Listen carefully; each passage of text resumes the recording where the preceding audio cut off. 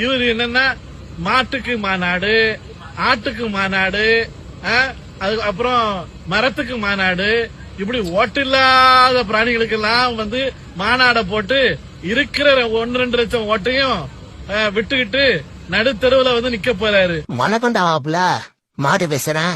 காலையில தூங்கி எழுந்திரிச்சோன்னா பால்ல தானே டீ போட்டு குடிக்கிறியா, இல்ல எவனாச்சும் ஒண்ணு போட வாங்கி குடிக்கிறியா? டெய்லி நல்லா பால், மோர், வெண்ணெய், தயிர் எல்லாம் திங்கிறீல என் மயிறு.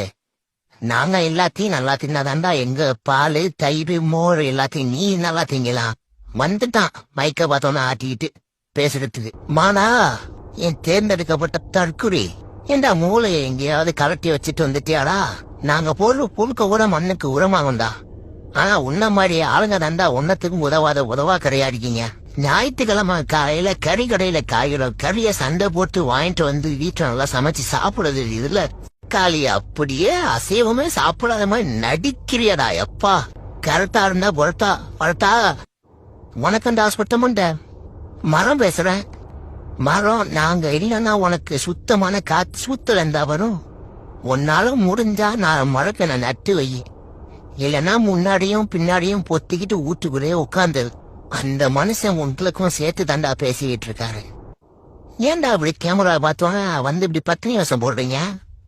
இனிமே உச்சி வெயில் உச்சந்தர நச்சு நடிக்குதுன்னு எனக்கு கீழே நின்ன வக்கால ஓலி ஒன்ன பகந்து விட்டுருவான்.